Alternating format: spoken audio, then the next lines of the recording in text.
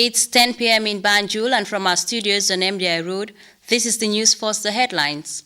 The Vice President expresses satisfaction with the state of preparedness ahead of Jame Foundation's fundraising gala dinner, scheduled to mount at Caraba Beach Hotel tonight. Determined to strengthen the news of the ban across the length and breadth of the country, authorities at the Women's Bureau gather relevant stakeholders with one aim: tell others to drop the knives. After being conceded to centuries-old customary laws that inhibit the participation of women in party politics, Saudi Arabian women vote for the first time in history. And history unfolds in Paris as COP21 delegates adapt a global comprehensive plan on ways of combating climate change despite last-minute sticking points. Well, viewers, those are your headlines with me, WINIFRED NICOL.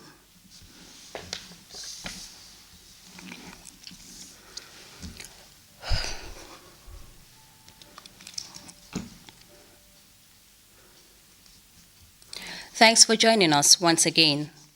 The Vice President and Minister of Women's Affairs, Her Excellency Ajah Dr. Aissatou Saidi, on Saturday afternoon visited the venue for tonight's gala. As Buba SMCC reports, the venue is set to provide people with entertainments in the form of music and dance and refreshments. The stage has been set for tonight's gala dinner, organized by Jame Foundation for Peace. The Vice President and Minister of Women's Affairs, Her Excellency Ajah Dr. Aissatou Saidi, who also serves as the chair of the foundation, and other board members and staff of the foundation, visited the venue to assess the level of preparations ahead of the gala. The incoming executive director of the foundation, Mr. Ansumana Jame, says the program is worthy of support, while outlining numerous interventions made by the foundation. We are currently constructing a state-of-the-art hospital complex at the Jame Foundation for Peace Hospital. So some of the funds that we receive in here will be going to that area. We have so many projects that the Jame Foundation is sponsoring when it comes to education, health, and also agriculture and youth enterprise development, because we have youths that have been trained by the Jame Foundation for Peace over the years, and we are supporting them, to establish their own workshops. The event itself and the purpose are both so very important for us here in the Gambia. Because if you look at people who would have free health service, you go to the hospital, you get free treatment, you get medication, you get everything. Now, that alone, not even talking about it, education and agriculture and so forth, the hospital alone, you cannot measure the value that people gain, that the citizens of this nation gain from that alone. So I think it's such a valuable issue here that we're dealing with, that is supporting the Jame Foundation for Peace and raising funds for them to continue to do what it is that they do best. Investing in the foundation means investing in the well-being of every Gambian. The proceeds always go back to the people, Gambians and non-Gambians alike, said Mr. Adi Saj, the chairperson of the organizing committee and board member. Mr. Saj further asserts that the foundation's hospital in Bundung provides services to thousands of people, citizens and non-citizens alike. Shortly after touring the sites, Her Excellency Ajah Dr. Aissatou Saidi expressed satisfaction with the level of preparedness, but not without urging the people to invest in the foundation. The Vice President also thanked those who contributed in cash or kind towards the realization of the foundation's objectives. The level of preparation is impressive. You already know, you can see the number of tables. As at now, this morning, as we are going towards the evening for the dinner, we already have 91 tables. I think that's progress. And we even have other sponsors who decided just to assist us, not even to buy a table or anything, but just to assist us. And I think they are valued sponsors as well, and we should recognize them among the Ghanaian pharmaceutical industry that has agreed to give $500 million. That's progress. And we should, of course, commend our high-level sponsors who are going to sit on the high table there. Africell is one of them. They are our main sponsor. They've done very well, and we should commend definitely Mr. Badarambai and his staff. and the institution for a job well done. And we thank them on behalf of His Excellency the President, who is the patron and founder, of course, of the Jammeh Foundation for Peace, Her Excellency the First Lady, who is the President of the Foundation, the Board of Directors, the management and staff of the Jammeh Foundation for Peace, and of course the volunteers, as well as anybody associated with the Jammeh Foundation for Peace, Partners in Development. We want to thank our esteemed collaborators. Even those who bought individual tickets are critical, because that is going towards assisting the rest of Gambia. I always tell people that we are all shareholders of the Jammeh Foundation for Peace. We are all equity shareholders. We should realize that the Jammeh Foundation for Peace was set up by the founder, the patron and owner, not to make any money for himself. It's to give back to the community. It's to ensure that there is peace and stability in the Gambia through development. Jammeh Foundation for Peace is a household name that was established to, among other things, provide health care services, promote agriculture and education, as well as empower youth with entrepreneurial skills for self-reliance and the socio-economic advancement of the country. Buba SMCC, GRCS. The Women's Bureau this morning gathered counselors and circumcisers across the country to sensitize them in the harmful effects of FGM, Sexual Offences and Domestic Violence Act 2013. The forum was also aimed at putting in strategies to pave the way for the legislation of the ban on FGM. Details in this report by Kumbaba. Although the ban is fully in place, the Women's Bureau is however strengthening efforts against female genital mutilation and ills like sexual offences and violence against girls. Counselors and former circumcisers have been targeted by the UNFPA-funded interface meant to raise awareness of Domestic Violence Act 2013 among the targeted group. We have Nansimbas from all the 7 regions. They are here in congregation to discuss such issues, and we hear from their opinion the way forward, because we have to strategize. Okay, it is good to make an announcement, but we have to come with legislation. We have to come with a bill, and that bill must be enacted by Parliament, assented to by the President again, and then it becomes law. The forum also added the goal of empowering women to implement strategies and come up with means of drafting legislation, as well as organize outreach programs through holistic approaches meant to encourage discussions on the effect of female genital mutilation. Of course, it's a cultural practice, and it has some advantages, but we can keep the good part of it and do away with that other part that creates a lot of health, psychological, and other hazards to our girl children. Significant gains have been made in the area of advocacy, but observers say there is need for effective measures to create awareness in homes, as well as promote the rights of women and girls. We have traditional systems whereby we can educate our young girls. We teach them about our culture, how to be a responsible citizen, how to respect your adult, even cooking. You know, the President came up with this initiative of our traditional foods. We teach the young. Or because those foods, if you tell the young person what is like a Jola food, which is serengo, that person does not know. So we would have those programs. Like we'll have them traditional workshops, we will call them. Do as if they are within the circumcision shed. It's only the cutting.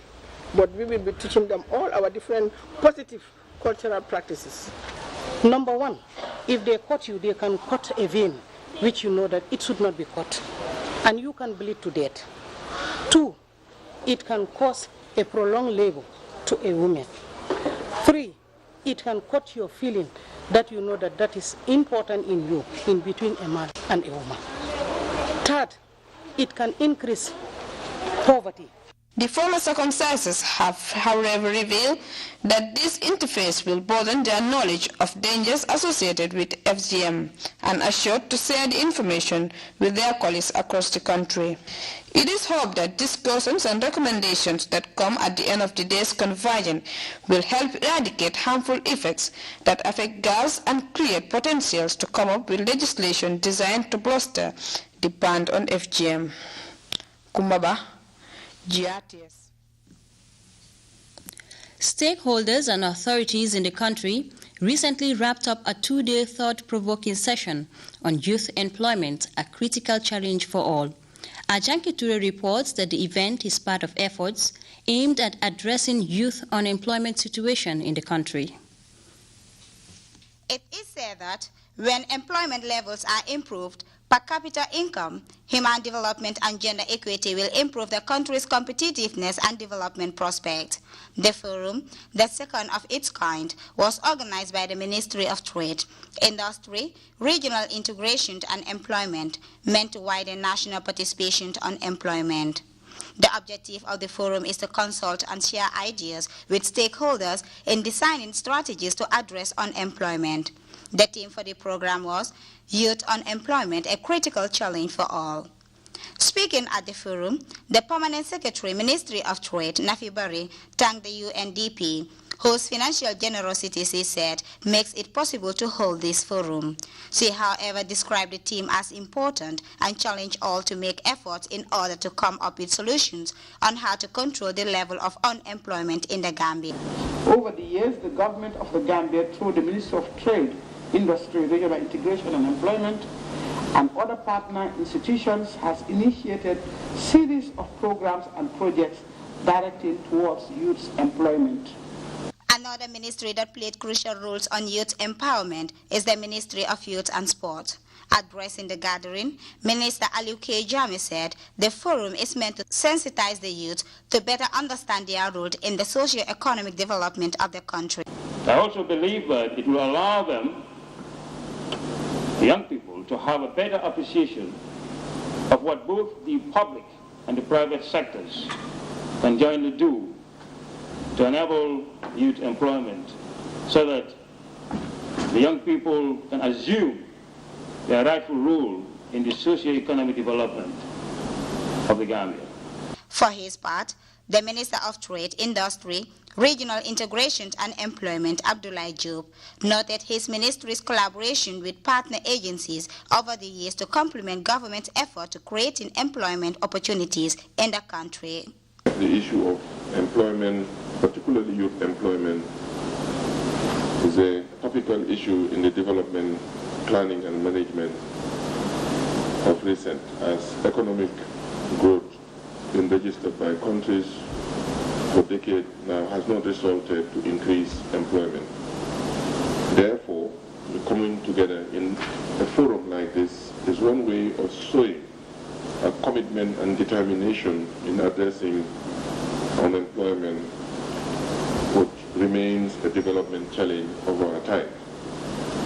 The second day of the program was the job fair, which has the theme, creating an avenue for interaction between employer and employee, attracted a good number of participants, including students. According to officials, government is continually committed to creating the enabling environment for youths in the country. The job fair is to bring the employees and job seekers in contact with each other to understand, on one hand, the job opportunities available in the labor market, and on the other hand, the available skills in the market that I earlier talked about.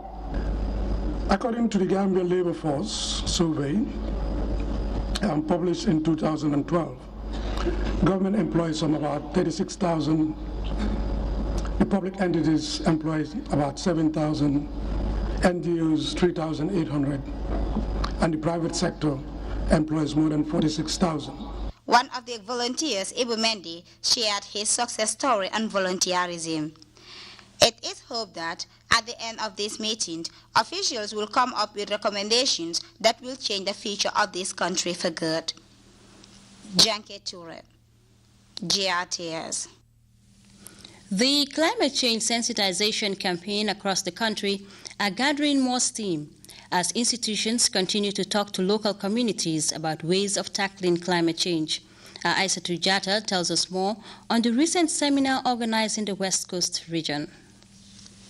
Sensitization Forum convened on the theme, Peace in the Home to Peace in the World, Make Education Safe. A forum meant to discuss ways and means of putting an end to violence against women, as well as discouraging the idea. Our women, they are also about half of the population of this country, and of course they also hold half of the sky. So whatever we do, these two important segments of our society must be considered, and that's why we are here. So we are able to discuss issues affecting them. We are able to dissect violence, gender-based violence, domestic violence, sexual harassment, economic violence, all the forms of violence that affect these two very important categories of our society. And so it's because of them that we are here. The Network Against Gender-Based Violence is a coalition. The need for closer partnership was the buzzword hammered home by officials, which is believed to be very vital in strengthening the fight on violence against women and children. In coordination, you cannot coordinate if you don't have partners. And we work with a lot of partners, including you. Again, we also observe that this forum is a fruit of partnership, because if you look at this behind, you can see that a lot of organizations have come together to bring people here together so that this forum is held. 16 days of activism against gender-based violence is an international campaign organizing from the first Women's Global Leadership Institute, sponsored by the Center for Women's Global Leadership in 1991. The campaign starts on November 25th, that is the International Day for the Elimination of Violence Against Women, to the 10th of December, which is Human Rights Day. Key dates within these are consciously selected to symbolically link gender-based violence to human rights and to emphasize that such violations are human rights violations.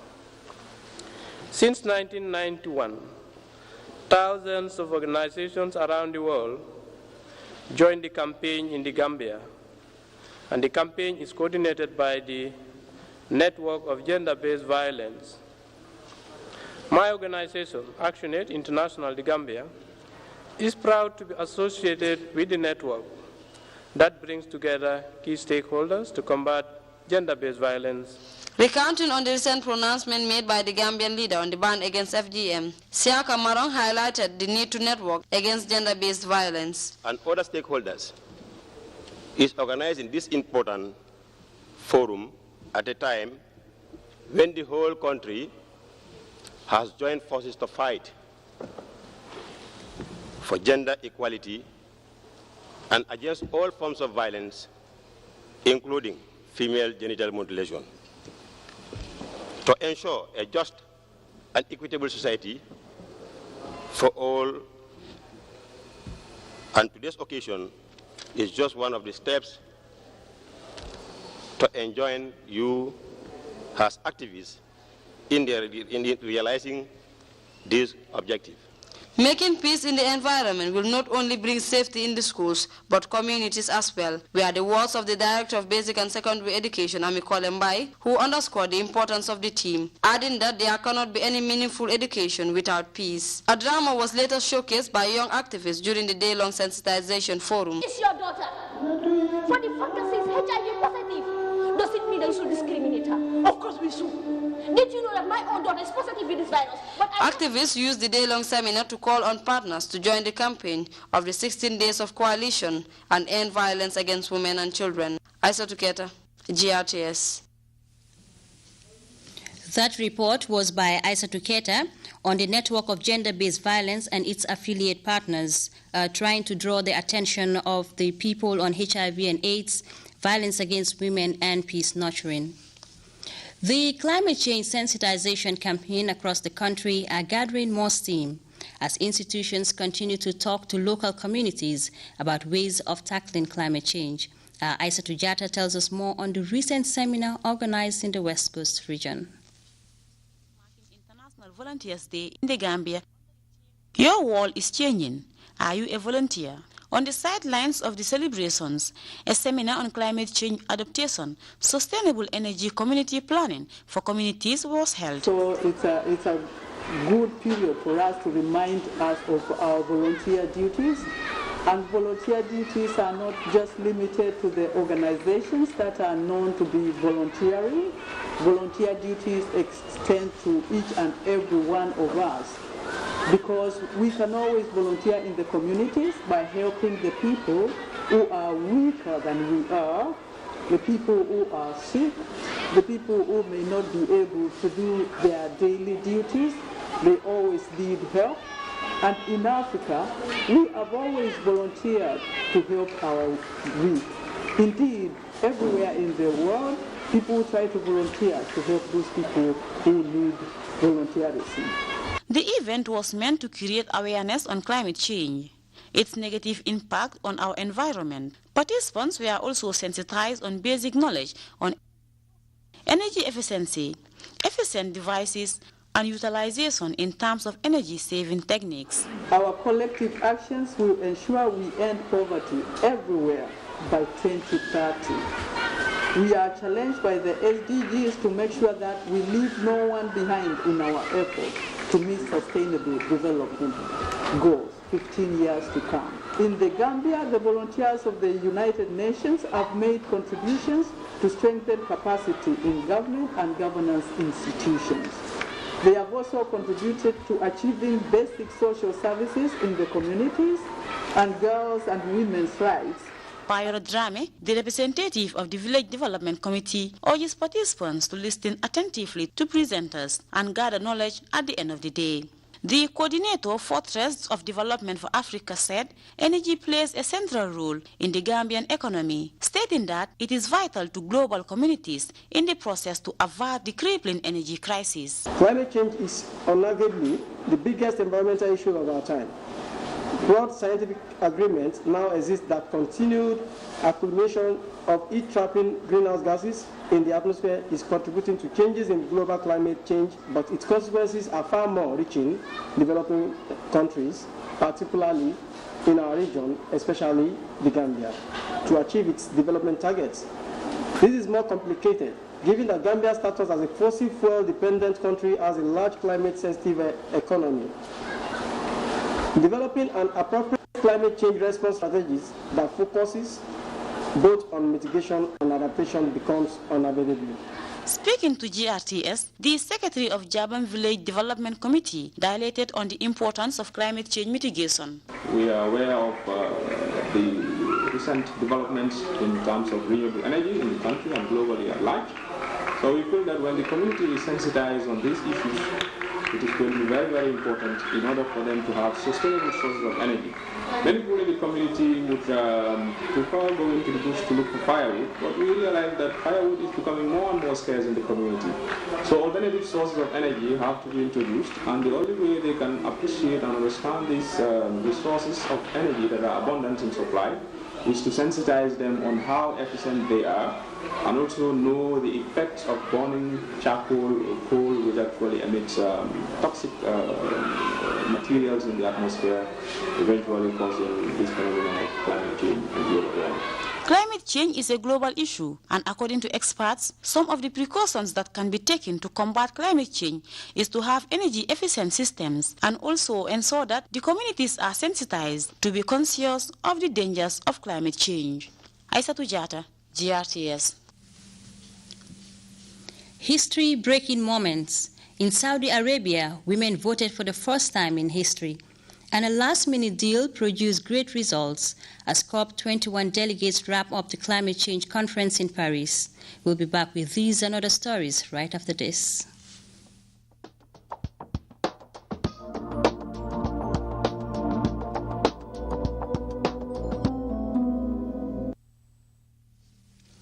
Welcome back. History unfolded in Saudi Arabia on Saturday as hundreds of women took part in local government elections. For several centuries, customary laws in the kingdom prevent women from participating in party politics. We have more in this report. The local municipal councils may not be politically significant, but this is still a historic day for women in Saudi Arabia. I think we're proceeding gradually into integrating the woman and giving her all of her rights to participate, fully participate in the society. Polling stations like this are all female, in accordance with law. Still, they are certainly progressive for Saudi Arabia. The strictly Islamic and conservative kingdom is the only country in the world where women aren't allowed to drive. They need permission from a male guardian to travel abroad, marry, or work.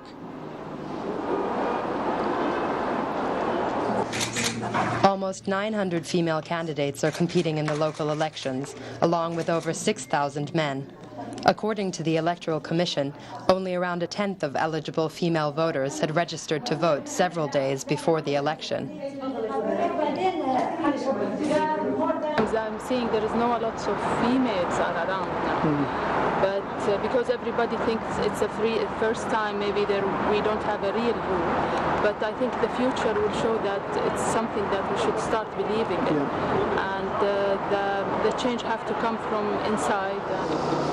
Women's rights are far from equal in Saudi Arabia, but many hope this vote could be the first step in overcoming gender discrimination and changing people's mentalities. From one historic moment to the other, the Paris Climate Change Conference have wrapped up in grand style. For the first time, delegates have unanimously agreed to a comprehensive deal to combating climate change. Details in this report. Fair, ambitious and balanced. That's how French Foreign Minister Laurent Fabius described the final draft of the climate deal in Paris. As he presented to the delegation, he called it the best possible chance for the planet. This text, the one we have built together, is the best possible balance. A balance that is powerful yet delicate. A text that will enable each delegation, each group of countries to leave with his head held high, having achieved something important.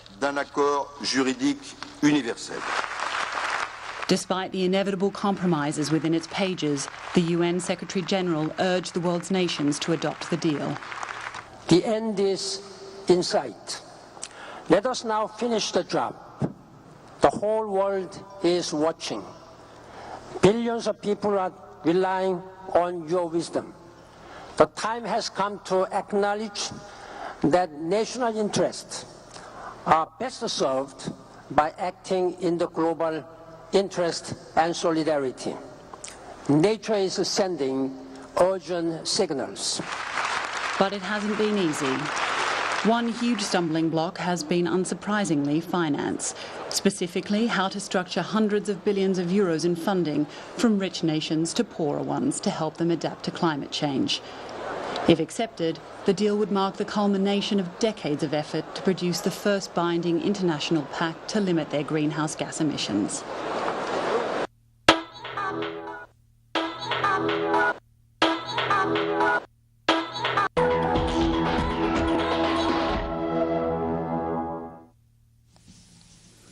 Over now to sports. Last month's terror attack in Paris cast a shadow over Euro 2016 host France, and security is now an even bigger than before.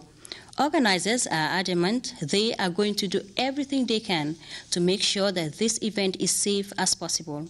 And that starts today, as national team coaches through and across Europe travel to Paris for the group stage draw. Some will be hoping the luck of the draw would be on their side. It should be a festival of football featuring the best teams in Europe. But the terror attacks in Paris last month included violence just outside the stadium that will host the Euro 2016 final. So safety and security will be a top priority. We've learned from the events of November 13th, and we will respond accordingly and in an organized way. But at this point in time, we have not taken any special measures. 24 teams will be divided into 6 groups. 51 matches will be played in 10 stadiums across the country over the course of exactly 1 month, from the 10th of June with the final in Paris on the 10th of July. Who has the best shot at the title? The bookies have host France in the running, reigning champs Spain are a solid possibility, and of course the current world champions, Germany. The run-up to the tournament is always special. The pressure's rising, and eyes are on the German team. The whole country is behind the team, and that's a nice feeling.